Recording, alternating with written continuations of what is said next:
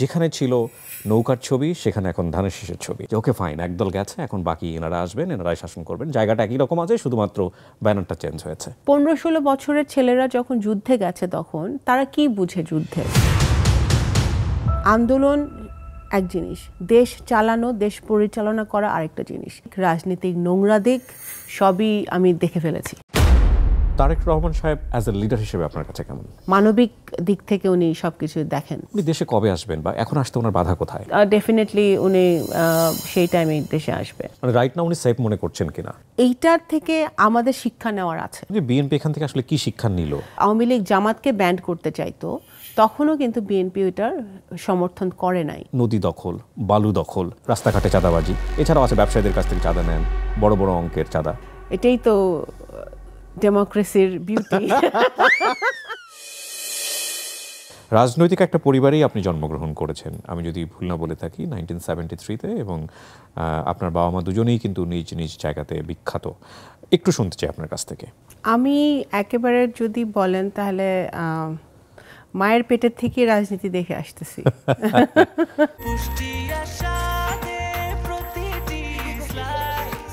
Breakfast, tiffin কিংবা snack টাইমে মজাদার আয়োজন মানে all time bread. Before I was born. Okay. So কেন বলছেন এটা? কারণ আমার বাবা একজন মানে ছাত্র রাজনীতি করেছেন। উনি যখন ক্লাস 8-এ পড়েন তখন উনি ফার্স্ট জেলে যান, এবং আমার বাবার রাজনৈতিক ক্যারিয়ারের বেশিরভাগ সময়টা ওনার জেলে কেটেছে আমার মনে হয়। তারপরে আমার জন্মের পরে তো উনি তখন তৎকালীন সময়ে আওয়ামী লীগের সাথে ছিলেন, ছাত্রলীগ করতেন, ছাত্রলীগের উনি ডাকসুর ভিপি ছিলেন। তো ছাত্র রাজনীতিতে অনেক ওনার বড় একটা ইয়ে ছিল। ওনার সাথে যারা ছিলেন, উনি শাহ মুয়াজ্জেম সাহেব, উনি এখন বেঁচে নেই। এখন বেঁচে থাকলে হয়তো বাংলাদেশের অঙ্গনে উনি সবচেয়ে সিনিয়র পলিটিশিয়ান হতেন। তো উনি যখন শাহ মুয়াজ্জেম চাচা যখন ছাত্রলীগের সভাপতি, তখন আমার বাবা ছাত্রলীগের অর্গানাইজিং সেক্রেটারি ছিলেন। পরে উনি আমার বাবা ছাত্রলীগের সভাপতি হয়। এনিওয়েজ, তখন তো আব্বার মুক্তিযুদ্ধের অন্যতম সংগঠক ছিলেন। পদ্মার ওই পারে আমাদের বৃহত্তর ফরিদপুরে বিভিন্ন জায়গায় উনি মুক্তিযুদ্ধ সংগঠিত করেছেন।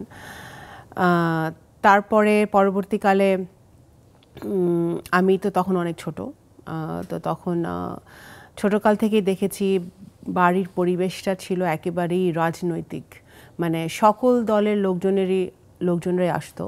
এখন যেরকম খুবই বেশি মেরুকরণ হয়ে গেছে পলিটিক্সে, যে একজন আরেকজনের মুখ দেখা দেখি বন্ধ, বা মানে আনফর্চুনেটলি বিশেষ করে গত 16-17 বছর ধরে আমরা যেটা দেখেছি কি যে আচ্ছা আওয়ামী লীগ, বিএনপি বা অন্য যে কোনো দল একজন আরেকজনের সাথে ছবি তুলতেও সমস্যা, অনলি এই ধরনের টকশোতে এসে আমরা কথা বলি বা ওকে, বাট একজন মানে আনফর্চুনেটলি কেউ মারা গেল, তার জানাজায় যাওয়া যাবে না, কারো বিয়েতে দাওয়াত দিলে যাওয়া যাবে না, এত নোংরা জায়গায় চলে গেছে। তো তখন আমি যখন ছোট ছিলাম, আমরা যখন বেড়ে উঠছি, তখন পলিটিক্সটা ওই জায়গায় ছিল না। তখন পলিটিক্সটা অনেক, হ্যাঁ সবারই, আমরা তো যদি মাল্টি পার্টি ডেমোক্রেসিতে বিশ্বাস করি, তাহলে অবশ্যই অনেক দল থাকবে, অনেক মত থাকবে, এবং সেই মতের মানুষও থাকবে, কিন্তু দিনের শেষে এসে একজন আরেকজনকে রেসপেক্ট, একজন আরেকজনের মতামতকে রেসপেক্ট করা, ওই জায়গাটা ছিল। এবং ওই জায়গা থেকে আমি দেখেছি ছোটকাল থেকে আমি সব দলের লোকজনই আমাদের বাসায় আসতো দেখেছি। তো আমি পলিটিক্সের আপস অ্যান্ড ডাউনসটাও দেখেছি, যে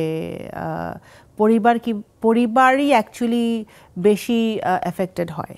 দল হয়, আপনার আশেপাশের লোকজন হয়, কাছের লোকজন হয়, বাট ইমিডিয়েট আপনার পার্টনার, আপনার ওয়াইফ, হাজব্যান্ড বা ছেলেমেয়েরাই বেশি এফেক্টেড হয়, বাবা মারা বেশি এফেক্টেড হয়। সো সেই জায়গা থেকে আমি বলবো যে রাজনীতির ভালো দিক, রাজনীতির খারাপ দিক, রাজনীতির নোংরা দিক সবই আমি দেখে ফেলেছি। শুরু থেকে আপনি বিএনপি রাজনীতির সঙ্গে ছিলেন, এবং একটা সময়ে আপনাকে দল থেকে বহিষ্কারও করা হয় কোনো অনভিপ্রেত ঘটনার কারণে, এবং তারপর আপনি বর্তমানে আবার গুরুত্বপূর্ণ দায়িত্বেও চলে এসেছেন।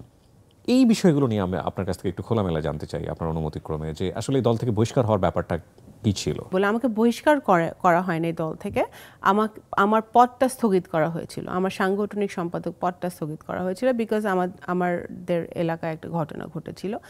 Very unfortunate. আমি এলাকায় ছিলাম না, আমি ঢাকায় ছিলাম, বাট ইটস ভেরি আনফর্চুনেট ঘটনাটা ঘটেছে।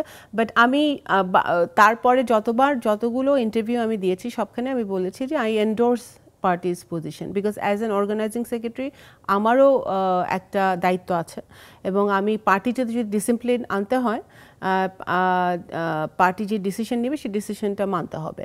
So I did that. আমি ইভেন যখন আমার পদটা স্থগিত করা হয় তখনও কিন্তু আমি একদিনের জন্য ফরিদপুরের আমাদের নেতাকর্মী বা আমার এলাকার নেতাকর্মীর সাথে যোগাযোগ বিচ্ছিন্ন করি নাই, কারণ আমি যখন কিছুই ছিলাম না তখনও আমি এখন তো অনেক সোশ্যাল মিডিয়া, ফেসবুক, টুইটার, অনেক বেশি সোশ্যাল মিডিয়া কেন্দ্রিক হয়ে গেছে অনেক কিছু।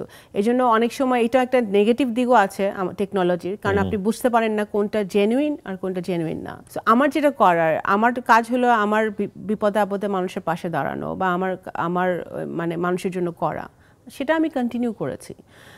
সো দল আট সার্টেন পয়েন্ট ইনভেস্টিগেশন করে দেখেছে যে মানে যেটা তারা আবার তুলে নিয়েছে সেটা, দ্যাটস ফাইন। মানে এটা তো it's part of politics, you just have to deal with it. বিগত 16 বছরে আওয়ামী লীগের বিএনপির উপরে যে পরিমাণ নির্যাতন হয়েছে আমরা চাক্ষুষ যেটা দেখেছি, সেই জায়গা থেকে বিএনপি কি খুব বেশি মানে আগ বাড়িয়ে লিবারেল রোল প্লে করছে? মানে আদৌ কি প্রয়োজন আছে মানে এতটা লিবারেল রোল প্লে করার, এতটা ম্যাসাকার হওয়ার পরে দেশে আওয়ামী লীগের প্রতি?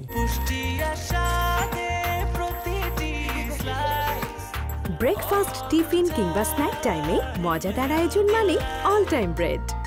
2008, 2014, 2018 তিনটা ইলেকশন আমরা কিন্তু দেখেছি, ফেস করেছি, আগে পরে কি হয়েছে আমরা চাক্ষুষ দেখেছি। যেহেতু আমরা তৃণমূলে কাজ করি, আমরা আরও বেশি অনেক কিছু হয়তো আসে না মিডিয়াতে পত্রে, যেগুলো আমরা জানি।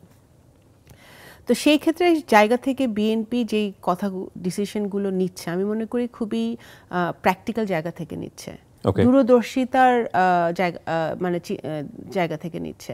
কারণ এখন অফকোর্স কোন দল দেশে থাকবে কি থাকবে না সেটার অ্যাকচুয়ালি দেশের জনগণ সেটা ডিসাইড করবে।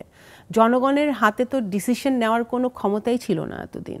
সো যখন আগে আওয়ামী লীগ জামাতকে ব্যান্ড করতে চাইতো, তখনও কিন্তু বিএনপি ওইটার সমর্থন করে নাই, because you may or may not like a particular party or may not support a particular party, but you don't have a right to ban any party যদি আপনি ডেমোক্রেটিক প্রসেসে বিশ্বাস করেন।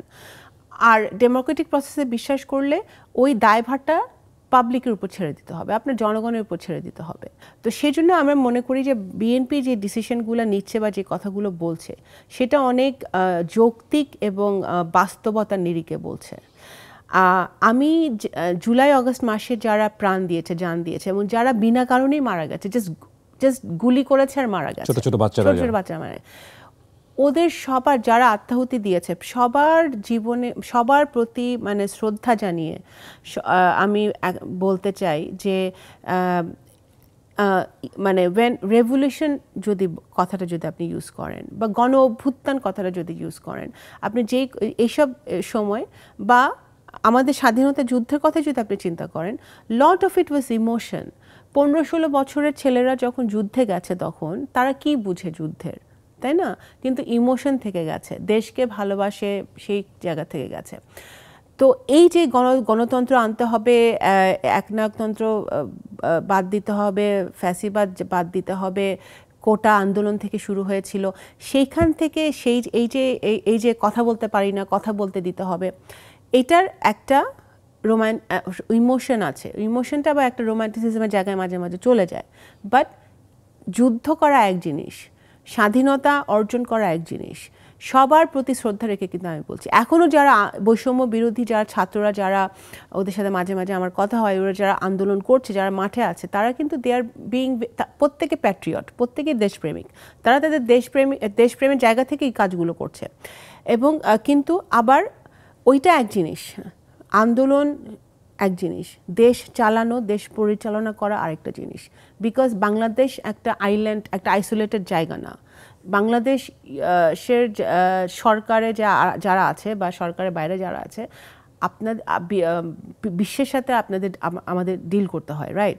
সো আইসোলেটেডলি কোনো ডিসিশন মানে হঠাৎ করে নেওয়া যাবে না। সো বিএনপি কিন্তু যা বলছে এই গত 52-53 বছরে বা বিএনপির জন্মের পর থেকে বিএনপির যা এক্সপিরিয়েন্স হয়েছে বাংলাদেশের রাজনীতি, সে প্রেক্ষাপট থেকে বিএনপি সিদ্ধান্তগুলো নিচ্ছে।